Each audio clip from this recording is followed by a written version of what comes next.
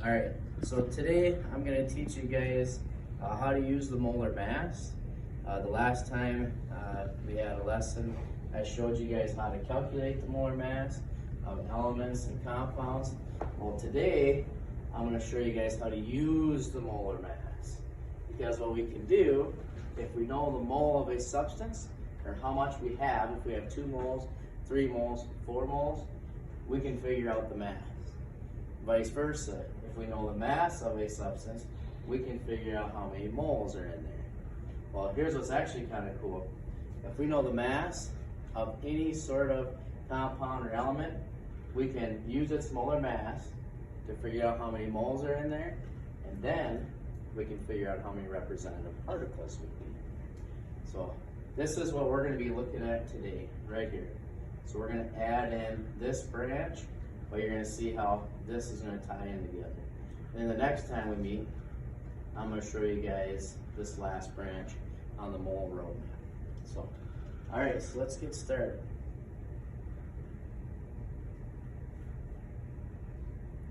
So the mole mass. So how do you convert the mass of a substance to the number of moles of a substance? Well, you're going to use the molar mass of an element or a compound to convert between the mass of a substance and the moles. So that's that piece, right? So you know that one slide. So you're going to have the number of moles. You would multiply it times the molar mass. Or vice versa. If you know the mass of your substance, then you would divide by the molar mass, and that's going to tell you how many moles you have. So it just depends on what the question is asking. All right, so let's look at an example. Let's say we have an aluminum satellite dish in figure 10.8 are resistant to corrosion because the aluminum reacts with oxygen in the air to form a coating of aluminum oxide. This tough, resistant coating prevents any further corrosion. What is the mass of 9.45 moles of aluminum oxide? All right, so just like any chemistry problem I taught you guys before, is you write down what you know. So in this case, we know we have 9.45 moles of aluminum oxide. And what are we trying to find? We're trying to find the mass. So over here, I'm going to put grams of Al2O3. All right, this is going to be a one-step problem. We're going to use dimensional analysis again. And for this one, we're going to use the molar mass, the one that we taught you guys in the last lesson. So what we have to do is we have to calculate the molar mass of aluminum oxide. I suppose I could do that calculation right here. Okay, so we have 2 aluminums. Each aluminum has a mass of 20, we round 27.0, plus we have the 3 oxygens at the 16. So then the molar mass is going to be 27 times 2 plus 3 times 16. Molar mass is going to be 102. All right, so then we're going to have 102 grams of aluminum oxide per 1 mole of aluminum oxide. So hopefully that makes sense. That's the molar mass. You have 102 grams of it per every mole that you have. In this case, we have 9.45 moles. So you multiply it times the molar mass. As you can see, this cancels, and we are left with what we're looking for. So whatever we're looking for, make sure it's at the top part of the fraction, because it is a common mistake is to get this flipped, 1 mole over 102. That'd be incorrect. So make sure you're showing your word, you're showing the cancellations, and then it shouldn't be too bad. So we're going to take the 9.45, multiply it by 102, and I get a value of 963.9. However, we have to consider significant figures, In this case, just look at the problem. I have 9.45, so my answer in the end needs to have 3. So I'm going to round this to 964 grams of aluminum oxide. So that would be our answer. Which makes sense because we have about 9.5 moles of it, and each mole is 100 grams. It makes sense that we have 964 grams of aluminum oxide. Okay, let's try a few more.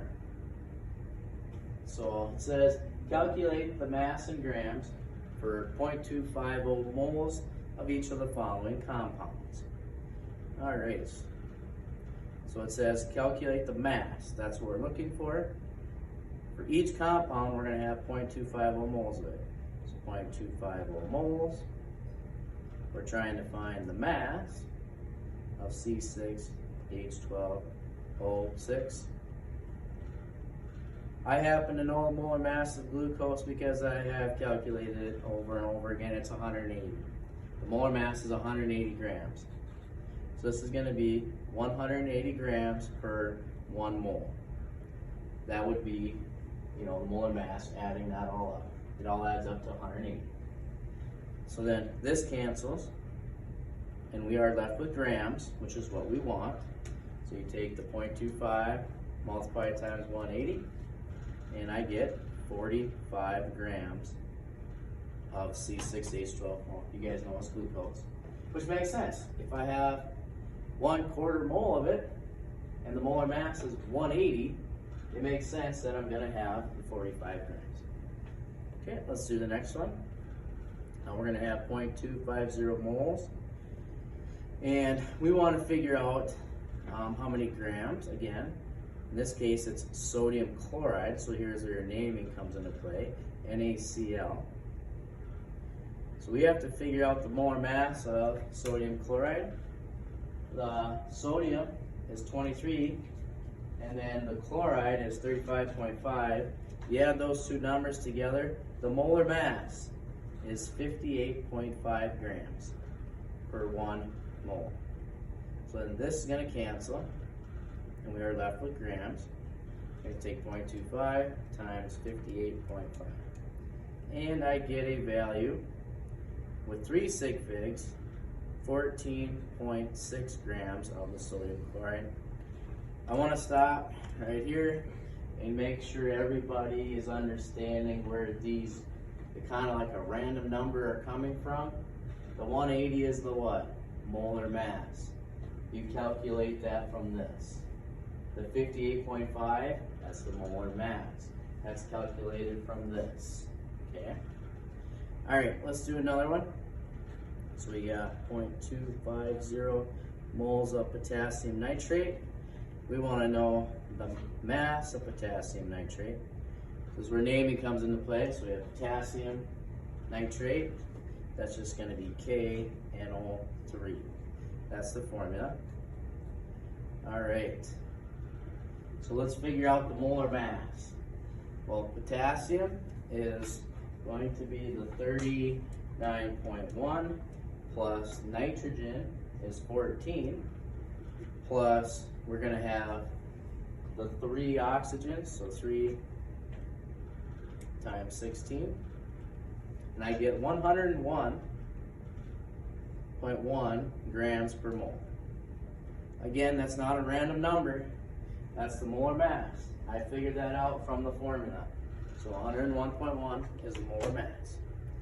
All right, so now we take 0.25 times 101.1, and with rounded to 3 sig figs, I get 25.3 grams of potassium nitrate. So there's a nice summary. Oh, again, you could say moles cancel. What are you left with? Grams. All right. So let me go back to show you what we're doing. So on your road map, here's essentially what we're doing. At least these last few problems. We started at the mole, is what we were given, and we figured out how much mass we had. And we did that by multiplying it times the molar mass. That's what we just did in those problems. Okay? And the molar mass is what we calculate from the periodic table. All right. So let's maybe try to find a different problem. I think we can handle these checkpoint problems. You guys can do those on your own. Here's another one where we're given moles to mass. I think you guys can do that one on your own. This is another mole to mass. I'm gonna let you guys do that on your own. Here's a little bit different one. So with this problem, we're going to be converting the mass to moles. And actually, let me go back to that diagram because it's a really handy resource for you guys. You're going to want to use it. So now this time, we're going to be given the mass, and we want to figure out how many moles we have. So with this one, you're going to take mass and divide it by the molar mass, because then you'll be left with the mole. All right, so let's go back to that problem. So here it is. When iron is exposed to air, it corrodes to form a red-brown rust. Rust is iron 3 oxide. There's the formula. How many moles of iron 3 oxide are contained in 92.2 grams of pure iron oxide? All right, with any chemistry problem, write down what you're starting with. In this case, it's 92.2 grams of that iron oxide. And we want to figure out how many moles. So over here, I'm going to go moles. So then, in order to do that, it's going to be one step, like I showed you guys on the roadmap. And we have to figure out the molar mass. So iron's 55.8 times 2 plus the 48 from the oxygens, and the molar mass is going to be 159.6 grams per 1 mole. If you guys notice, we're dividing by the mass this time because we want the mass to cancel out, and we're going to be left with moles. So then we'll take that 92.2, divide it by 159.6, and I get a value of 0.578 moles. That's how many moles are in there, which makes sense. I have 92 grams of it. It's about 160 grams per 1 mole. So we don't have 1 mole because we have less than that. We have 92 grams. So it does make sense as 0.578 moles. All right. Let's do another one here. It says find the number of moles and 0.370 grams of boron. Write down what you're starting with, 0.370 grams of boron. We want to figure out how many moles of boron we have. So this one ends up being simple. I mean, you figure out the molar mass, it's just boron. So look at your periodic table. Boron is going to be 10.8. So 10.8 grams per 1 mole. Again, grams cancel, we're left with moles. So take the 0.37, divide by the 10.8, and I get 0.03, oop, I didn't leave enough room, 0.03, and then 43 moles. Rounded to 3 sig figs, because that's what we need with that problem. All right. I think you guys could do this one on your own again, because it's just taking that mass and converting it over. So I'm going to leave that one up to you guys.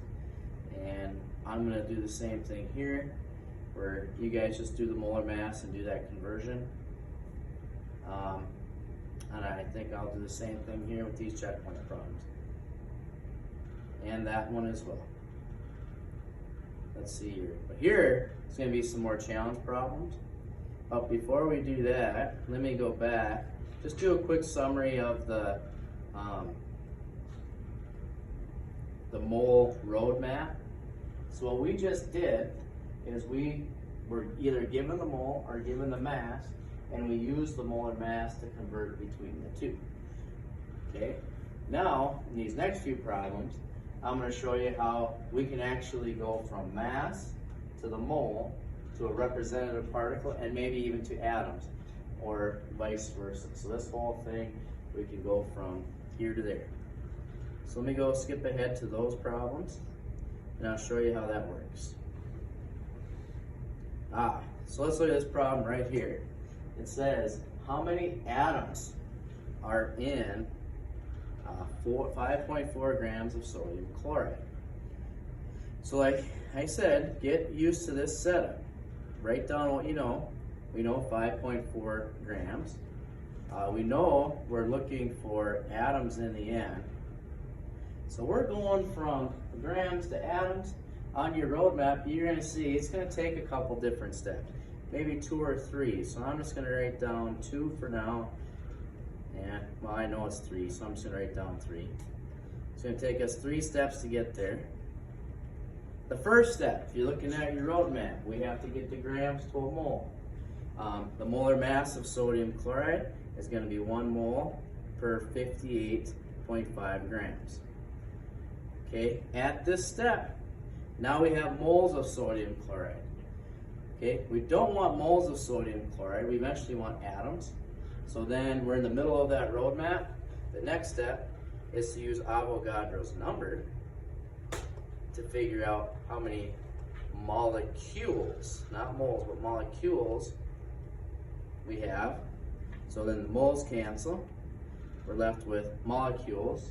And then the final step is we're looking for atoms, not molecules, like in that first video I showed you guys. How many atoms are in here? There's 2. So it's going to be 2 atoms per 1 molecule. Then the molecule cancels out and you're left with your atoms. So then to calculate this, you just take this, divide, multiply, multiply. So 5.4 divided by 58.5 is that times Avogadro's number. Is that times the 2. All right, so I know I have 1.1 because we can only have 2 sig figs, times 10 to the 23rd atoms. That is a cool calculation. If we know we have 5.4 grams of salt, I can tell you exactly how many atoms of salt are in that sample. It's 1.1 times 10 to the 23rd atoms of salt. All right, so let's try another one here. This one, it says we have 1.8 times 10 to the 24. This is going to be atoms. But we want to know what is the mass. So over here, I'm going to go grams of Fe. This is going to be similar to that last problem, except just in reverse, because we're starting with atoms this time. All right, so I know this is going to take 3 steps to get there. Step 1, you're going to use Avogadro's number to get it to a mole, because we want to get the representative particle to a mole. So then you're going to have 1 mole over 6.02 times 10 to the 23rd atoms. Okay, so that cancels that out. Now we have a mole. We don't want a mole, we eventually want mass. So we're going to multiply this times the molar mass. For iron, it's 55.8 grams per mole. So this cancels. Oh, I was a little over eager. I only needed the 2 steps. So I can actually get rid of this. Because at this step, I have the mass, so I'm done. So I take 1.8 times 10 to the 24, divided by, so divide. And then multiply times the molar mass. And I get 100, well, with sig figs 2, so 170 is what I have to round it to. So I have 170 grams of iron. So again, kind of another neat calculation. If I happen to know how many atoms I have, I can figure out the exact mass. Vice versa. If I have 170 grams of iron, I know I have 1.8 times 10 to the 24th atoms. So this is kind of our way of keeping tabs on things when we do our chemical reactions. All right, so that wraps up what we needed to talk about with how to use the molar mass. We'll start with the molar volume tomorrow. I am ready to do this. Oh, come on now. Don't do